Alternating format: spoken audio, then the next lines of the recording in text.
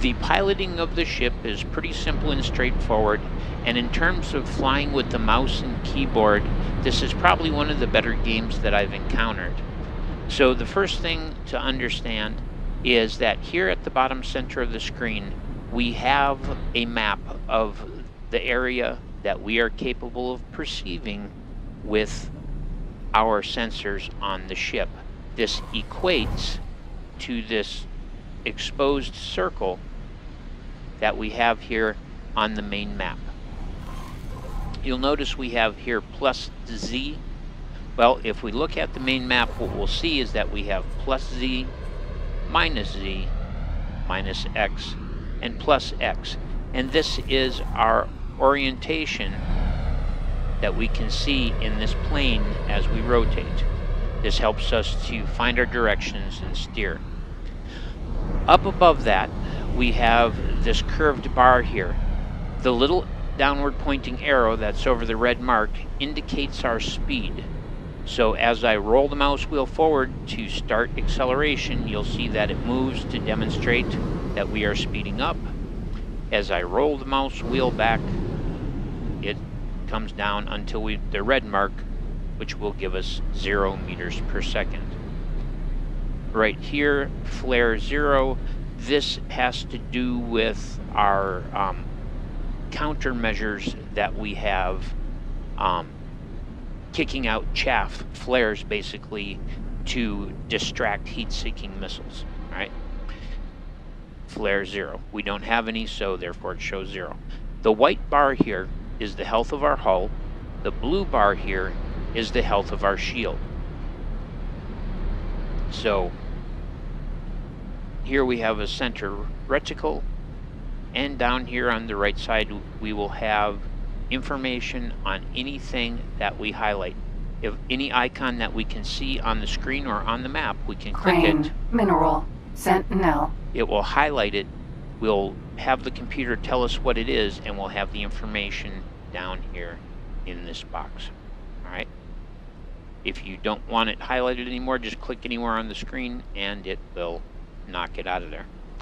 Now, lastly, we're going to talk about the actual flight controls themselves. If I move my mouse around, my mouse pointer moves around the screen. You can see a small white dot that's tracking my mouse. That is the gimbaled weapon that I happen to have on this ship, and that is its aiming dot. If I hold down the left mouse button and I begin to move the mouse, now our ship's attitude will change with the movement of the mouse. For fine thruster control, we have W, S, A, and D. W will take us upwards. S will take us downwards. Requesting permission to dock. A will take us to the left. And D will take us to the right. Q will roll us to port side. E will roll us to starboard. Okay. Now, we also have Z and X. Z will decrease our velocity. X will increase our velocity. And these are the same changes done by rolling the mouse wheel forward and back. So our forward and backwards movement is controlled by the mouse wheel or Z or X. Our fine thruster control, W, S, A, D, roll, Q, roll, E. Alright? To fire our weapons, if we're holding down our left mouse button and we add right mouse button, our weapon will fire. We can also use the space bar.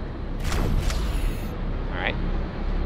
Our secondary weapons are fired with the key R, R as in rabbit, but we don't have any secondary weapons on this ship to demonstrate that with. When we are outside of a ship dock, we can hit enter. It will bring up our ship interaction menu, and down below those previous ship interactions that we were able to see, we will have our weapons configuration. This will allow us to set up hotkeys for different weapon combinations, and if we have turrets, to set the default actions of the turrets, defending against missiles, defending against anyone that attacks, attacking the same target that we have targeted with our main weapons, and so on. Up here we'll also have a couple of additional items. We'll have deploy civilian. This allows us to deploy satellites, nav beacons, and resource probes. We'll have modes, which is travel mode, scan mode, and long range scan, and we'll talk about those in just a moment. We have deploy military, autopilot, and docking permission. All right, and these will all come into play in a few moments. Setting up your weapon configuration are for the hotkeys numeral 1, numeral 2, numeral 3, and numeral 4.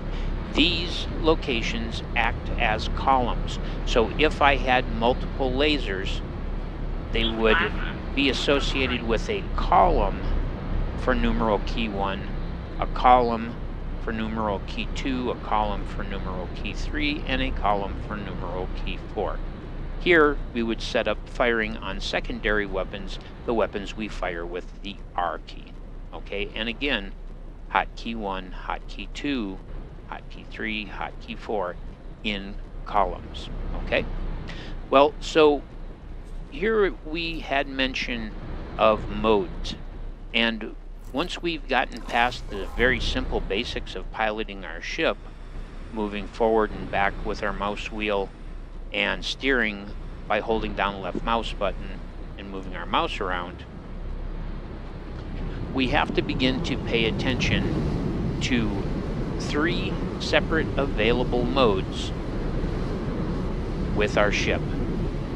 We can access these modes either by hitting enter and selecting a mode from the mode list, or by using shift and a number key. Shift 1 will cause us to pick up a brown highlight around our cockpit, and it initiates travel mode. Travel mode is a steady acceleration that will bring us up to approximately 10 times our normal full speed. Shift 1 again will take us out of that travel mode. If I touch nothing, we will simply coast until we lose velocity and come to a stop. If, on the other hand, when I exit that travel mode, I roll my mouse wheel, we will immediately engage the speed control and can force a slowdown. All right. The second key combination, Shift 2, will highlight our cockpit purple, and this is close range scan. Close range scan does several things. First of all, when we're near stations, it will allow us to highlight and automatically scan any of the station modules that we approach. So as I approach this module of the station,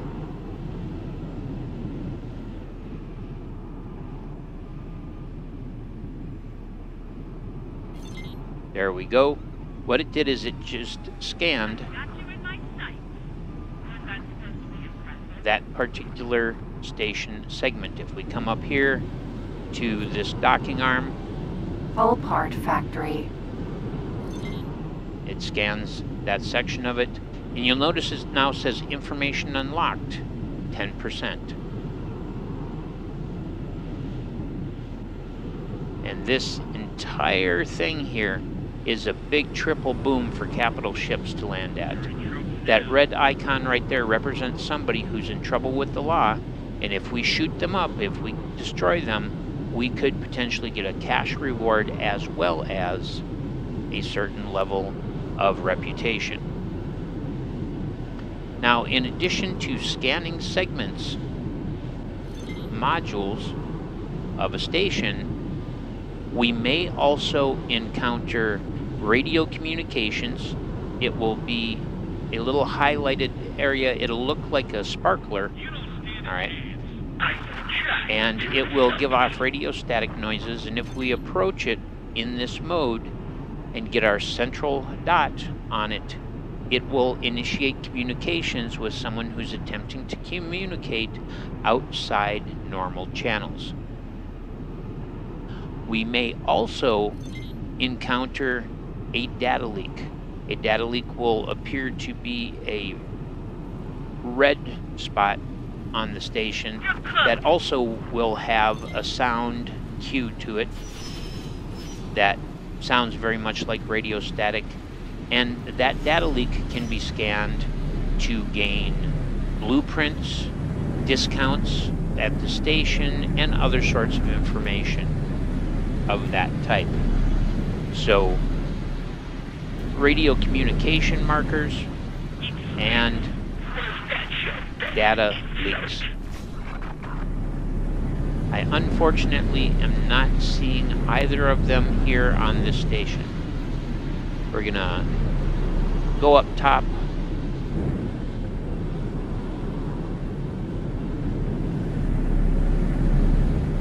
and see if we find any.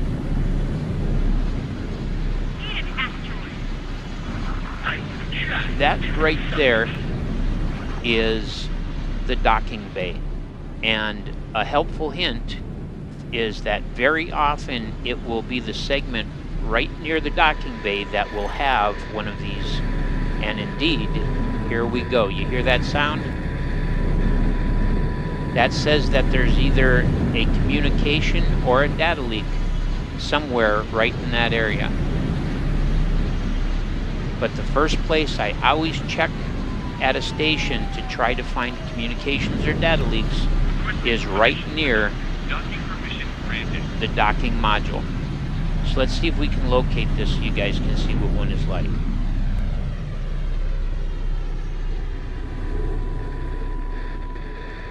Sounds like it's over this way somewhere. There it is. That is a communication marker. This communication marker is someone trying to talk outside of standard channels. Now when I hear the directional sound, I actually hear something. There we go. That is a data leak. So that is a data leak right there. And if we move up so that our little center circle is on it and we approach slowly, the bottom left corner of our screen will show us our interaction with this data leak.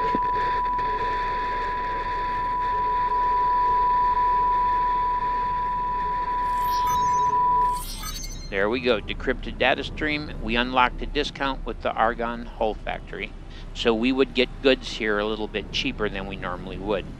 Up here, this sparkler looking thing is a communication marker for a communication that's taking place outside of regular channels. And if I shift 2 to turn off close range scan, you'll see it shows up barely at all. Okay? So close range scan will make this more evident. And if we approach this,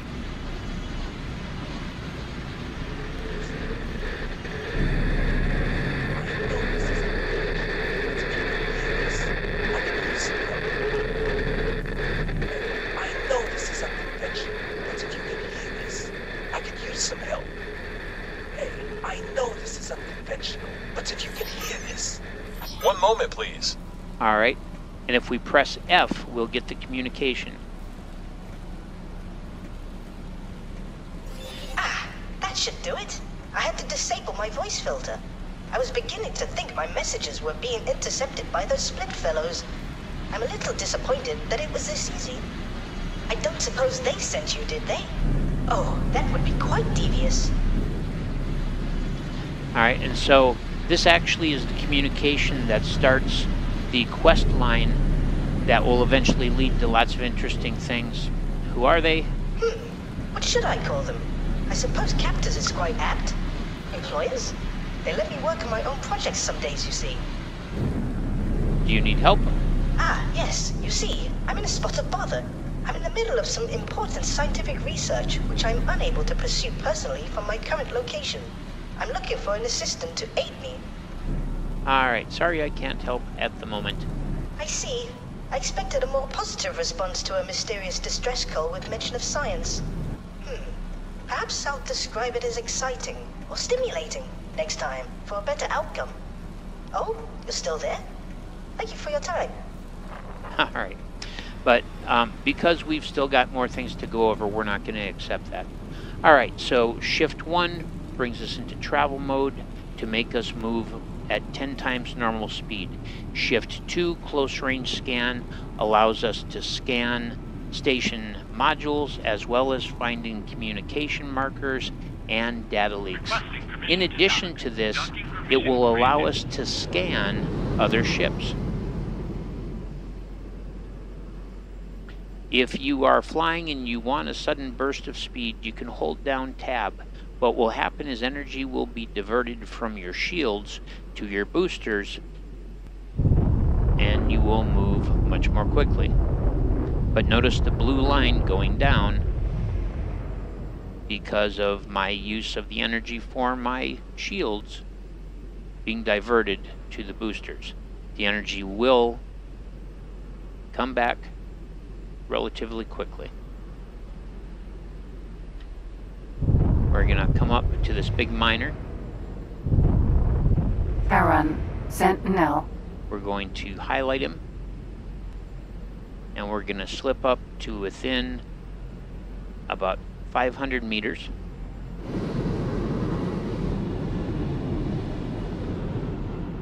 I'm going to right click him and select scan. And that'll give us information about him. His hull strength, his shield strength, how much storage he has, and his crew complement, which is very important if we're going to attack a ship and attempt to take possession of it by using a boarding party.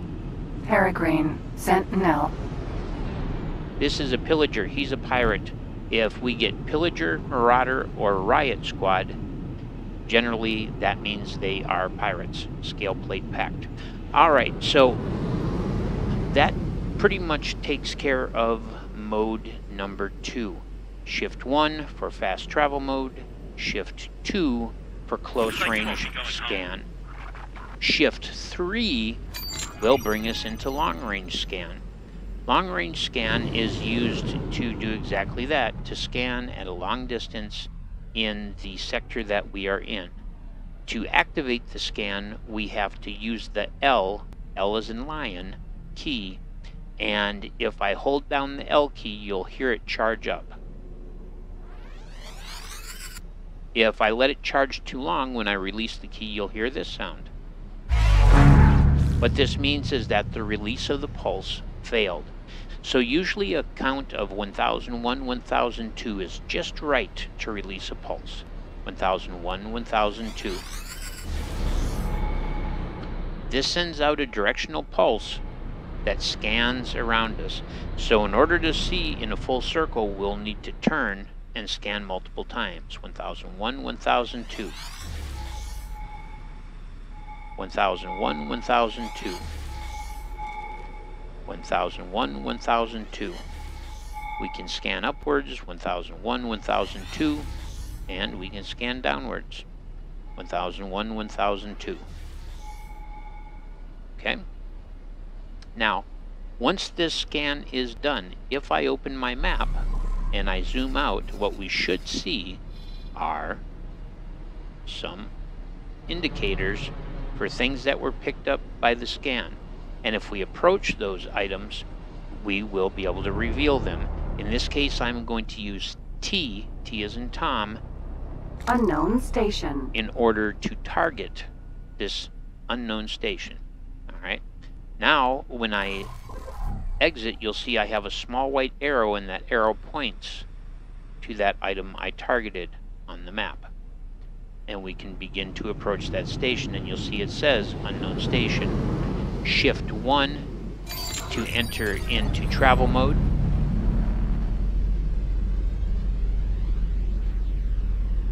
Well, we've got a lot of big ships out there somewhere. My curiosity's got the best of me. I'm curious what they are. I don't see them now.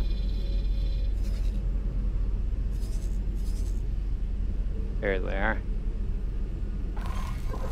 Alright. But, so we're traveling along. We're picking up speed. And right over here, we have an asteroid field. And I'm going to approach this asteroid field because in Shift 2, Close Range Scan, items like asteroids will show up for our ship.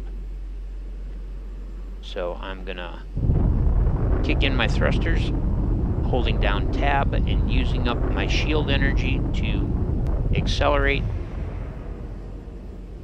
And now when I open the map,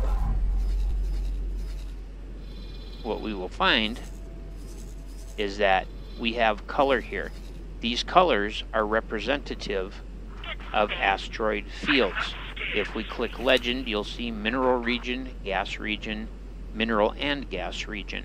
So what this tells us is that this blue area out here is mineable gas. This red area in here, kind of purpley area, has a combination of mineable gas and mineable asteroids. And now as we approach, you can begin to see that individual asteroids are showing up here in our display. Alright. If I were to turn off close range scan mode and we were to look again, none of those asteroids show up.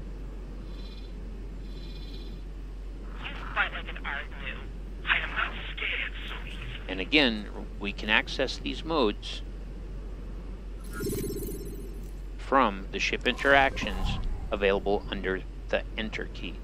And now, again, we will be able to see lots and lots of asteroids beginning to appear. Okay. Also, you may see small gray boxes. Those small gray boxes represent items that we can pick up. They may be things like cargo or possessions dropped by ships that have been attacked and destroyed. They could be small individual asteroids that have special things associated with them. It could be crystals, it could be cargo, but if you see small gray boxes on your map, that's what it represents. Okay, let's go ahead, get back to fast travel mode, Shift 1, and let's continue to approach this station.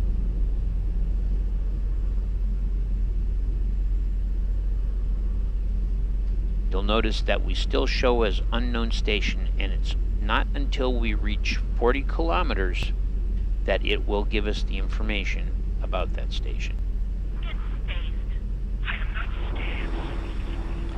You can steer while you are in fast travel mode, but it is very sluggish. So there we go. Once we got inside to 40 kilometers, it told us Argon Defense Platform. If I do not touch anything, we'll coast to a stop. However, if I roll my mouse wheel, you'll see it immediately engages our engines and we gain control. Okay, so there we go.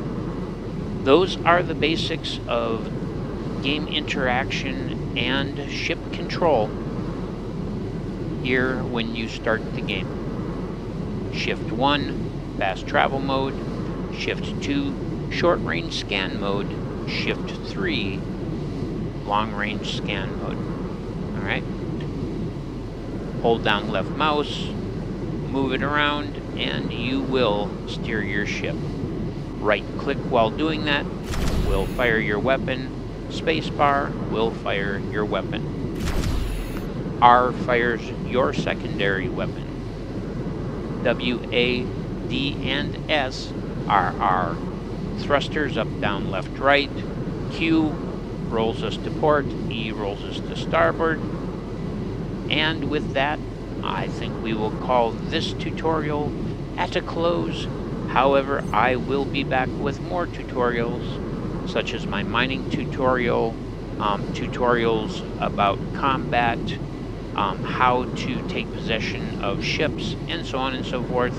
And then, of course, keep an eye out for my modded Let's Play on my channel. Thank you for joining me, Kachi, also known as Delakaba, for this tutorial for X4 Foundations. Sasquatch, Sasquatch, knocking on the trees, chucking rocks and screaming like a troop of chimpanzees. Sasquatch, Sasquatch, running around my place. Are you the missing link, or are you from outer space?